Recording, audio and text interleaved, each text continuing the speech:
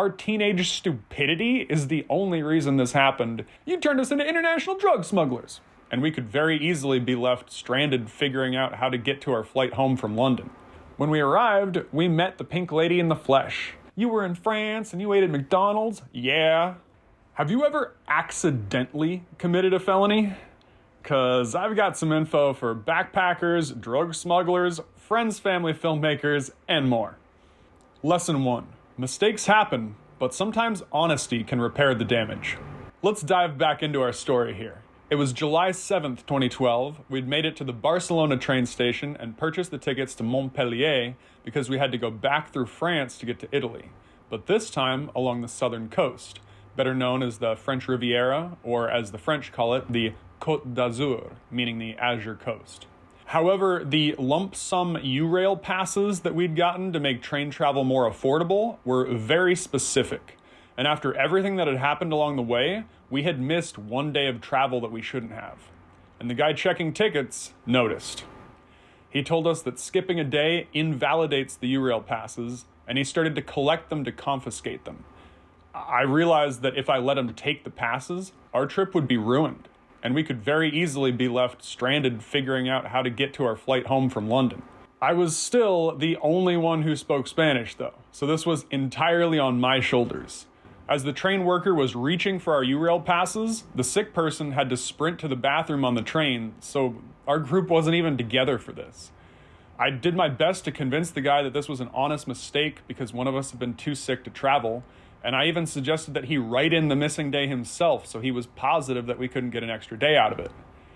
If I hadn't spoken Spanish well enough to do that, I think we would have had to just cancel the rest of the trip and figure out how to get home.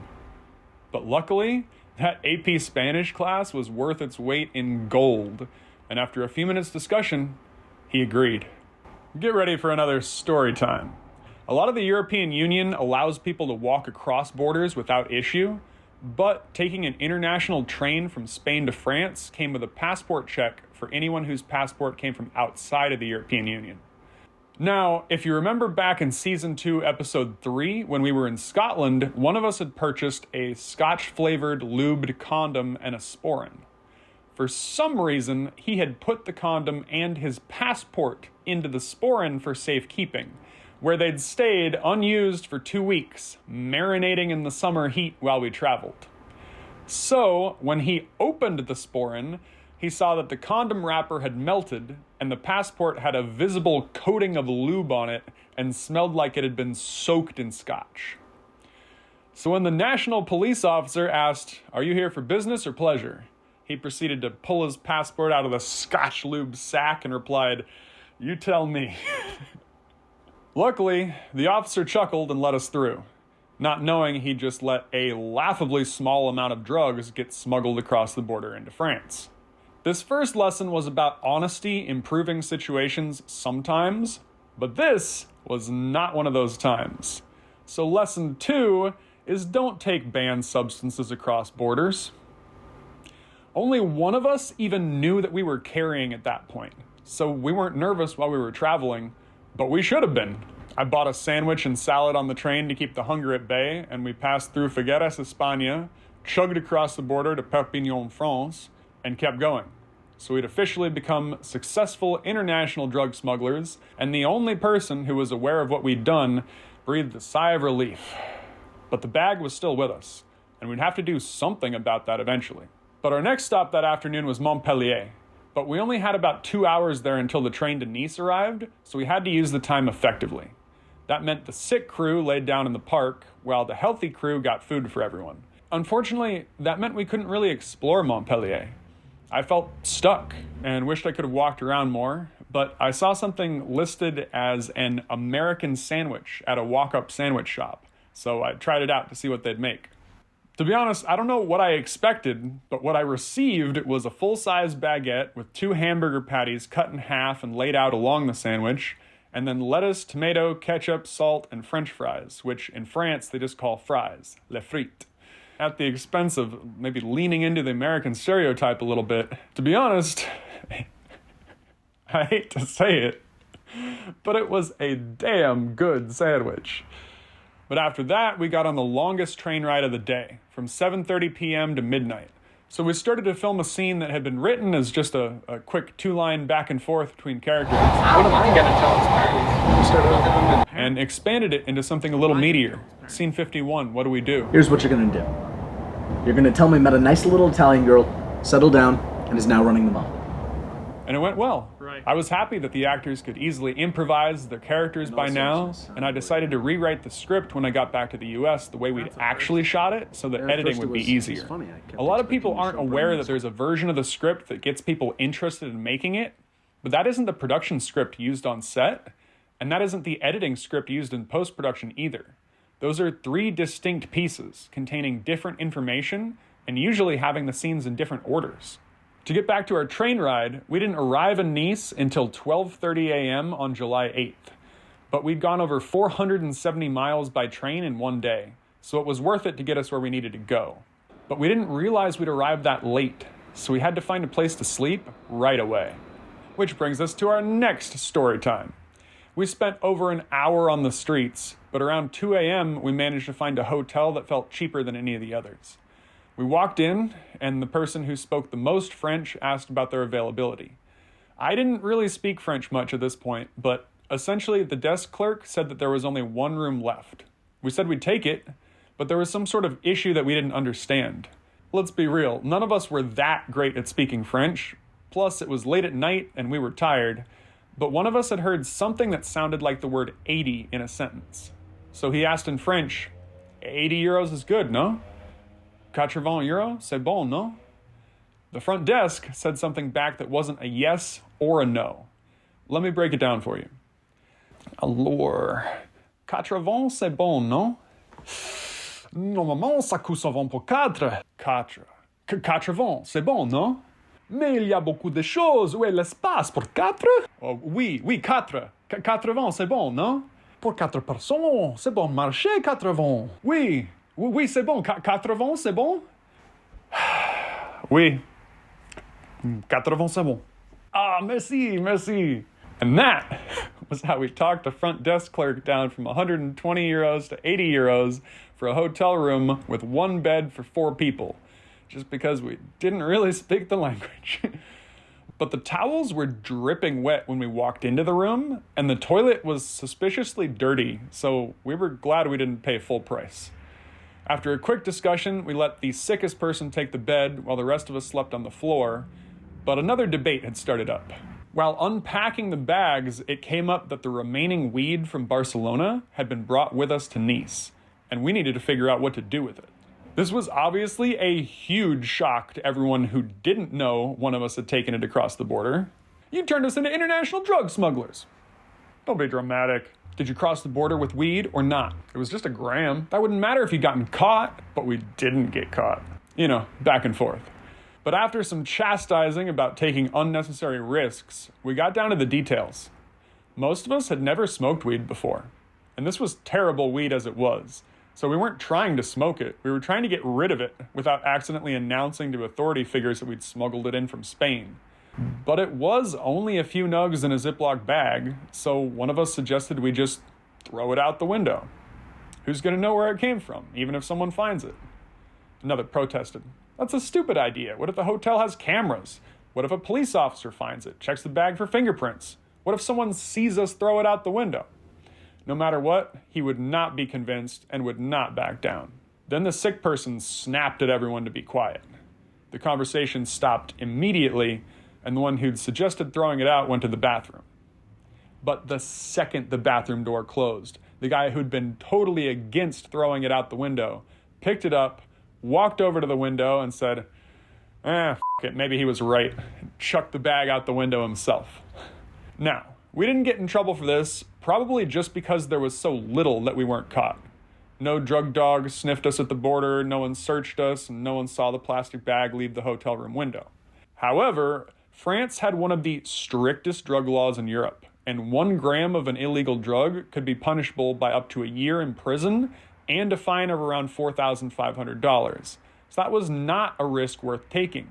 There are plenty of countries where weed is legal, but France is not one of them.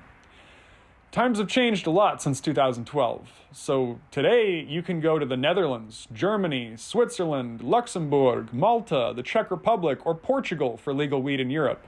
Or outside of that, go to Canada, South Africa, Thailand, Uruguay, or one of the 24 states in the US that legalized it. But do not go to a place where it's illegal and use it there. Our teenage stupidity is the only reason this happened, and sheer dumb luck is the only reason we got away with it. Lesson 3. Plan for what you can afford. We woke up on the morning of July 8th and found that Nice is a beautiful city, apparently made for rich people looking to change that, because we quickly realized we were not in the tax bracket for this city. I thought Paris was going to be expensive, but in Nice, even McDonald's was expensive. And before you give me that, you were in France and you ate at McDonald's, yeah, we did. At least twice, because it was the cheapest option for hot food we could find, and living off of water, baguettes, and cheese from the market is not sustainable for the level of exercise we had to do every day. 3 out of the 4 of us lost over 10 pounds on this trip because our exercise to food ratio was so different than what we were used to. So how did we afford to shoot in an area we couldn't afford to be in? One thing that helped us was we didn't stay in Nice that night. We booked a room at a hostel called the Pink Lady for the next night, but for that night we walked to a bus station and went to a small city that my high school French teacher had recommended, a place called Antibes. We set up our tents at a campsite within 1 block of the beach, which sounds great, but the proximity to the beach meant it was the worst campsite of the trip, filled with RVs and car campers spilling exhaust fumes into the air right next to us. Obviously, as soon as those tents were set up and our gear was locked inside, we left and headed to the beach, because the beach is free. There was no sand, but instead these smooth stones of all sizes and colors, and the waves didn't crash, but rather gently lapped the shore in a way I'd never seen in an ocean before. The Mediterranean Sea doesn't have waves the size of the Pacific Ocean like I was used to, but this area in particular seemed very insulated from the movement of the water. It was fascinating to see. We got in the water at 7 p.m. and stayed out on the beach until 9:30 or so, and it was still warm and light out even then. It was too hot for me during the day, but the mornings, evenings, and nights in the Côte d'Azur were perfect. When we'd had our fill of the beach that night, we looked for food, but since it was a smaller city, we only found one restaurant that was still open, and we each looked at the menu and decided to get something called the morceau de boeuf, or piece of beef, for 16 euros each. We weren't sure what cut of beef we'd be getting, but we'd loved every cut of meat we'd gotten in MA and figured we'd see what the standard for this area of France was. They brought each of us a small hamburger patty with a pile of fries. No lettuce, no bun, no pickles, no ketchup, nothing. If we'd known it was ground beef, we wouldn't have ordered it at all. This was probably our worst meal in Europe, significantly worse than the McDonald's even, despite being over double the price. But we ate it because there were no other options and it was late. To avoid that problem when traveling, make sure you go to restaurants with descriptions or photos of the food, or look it up on your phone if you can. But if you aren't sure what something is, don't order it. After our gross dinner, we returned to the campsite and shot scene 48, Night in the Tent, and scene 49, That Is the Question, in less than half an hour for both of them. We slept in our tents in Antibes that night, and although it felt like the polar opposite of our campsite in Loch Ness, the exhaust fumes did improve once most of the campground had fallen asleep. That next morning, July 9th, Aaron and I had a long conversation about how we were going to film the scenes we'd skipped over due to sickness, inability to find the right location, or whatever the reasons were, and we figured out a schedule to get us basically back on track by Venice, which would leave only a small number of scenes left to shoot in the US when we got back. In hindsight, I believe we shot about 70 scenes in Europe and had to add about 30 more back in the US, but we shot 70% or more of the film overseas. But we asked someone who worked at the campsite about wineries nearby, and we were told that they were all significantly further inland. So we shot part of scene 42, Go to the Winery, in 2 different ways, depending on whether Selena would be able to be there when we shot the rest of it. Jack and I are gonna go wine tasting. You wanna come? Yeah, definitely. I'll be waiting in a second. But we never ended up shooting that scene at all. To keep things cheap, we bought food at a supermarket nearby and then got a bus back to Nice. Once there, we hiked back to the only hostel in the city we'd been able to afford, that place called the Pink Lady. We didn't know this at the time, but the hostel and its owner, who'd named it after herself, were infamous to the point that an award-winning documentary had been made about this woman. When we arrived, we met the Pink Lady in the flesh, an old woman wearing a long pink baggy cotton dress with matching pink slippers. She escorted us to a different address altogether, which felt a little sketchy at first, but she took us to a building nearby that had an apartment on the second floor with a 4-bed bedroom, a private bathroom, a kitchen, and a balcony overlooking the streets of Nice, all for 19 euros per night. Considering the cheapest hotel we'd found prior to that had asked for 120 euros for a 1-bed bedroom, having this whole apartment to ourselves felt like a godsend. It turns out that we would see the Pink Lady again, but for the moment we dropped off our bags and charged some camera batteries before we headed back out. We explored the area, another free activity in an expensive city, and 2 of us hiked all the way up to some castle ruins on a mountain called Colline du Château, or Castle Hill. From the top, we got a great set of establishing shots of Nice, and we discovered a waterfall that we got to see up close. It felt magical to have discovered it organically like that. We'd had no idea there was a waterfall in Nice prior. Although it was 95 degrees Fahrenheit that day, without our backpacks, that hike felt much easier than the Monte Urgul hike, but just as worth it for the view. It felt rewarding to hike these distances, to record these views for people that either wouldn't or couldn't go there, and to be able to put them all in one film so we could share our experiences with people back home, or anywhere else in the world. But after a workout like that, we needed food. So we met back up with the others and went to an all-you-can-eat Asian buffet and ate ourselves sick on rice, chow mein, curries, sushi, egg rolls. If it came from a country in Asia, they seemed to have it there. And it only cost us 8 euros per person. So it was exactly what we needed to fill up cheaply in a city where cheap didn't seem to exist. They also had all the water you could drink, and after hiking in 95-degree heat, I downed about 5 glasses. But then I realized this was a good opportunity. We've been using Camelback pouches to carry water with us, so we filled up all 4 of them with ice-cold drinking water before we went back out into the heat, so we left very happy and very full. Our sick individuals are feeling healthier by then, luckily, and having cold water helped them handle the heat. But they weren't quite back to 100% yet, so we had to rest that night.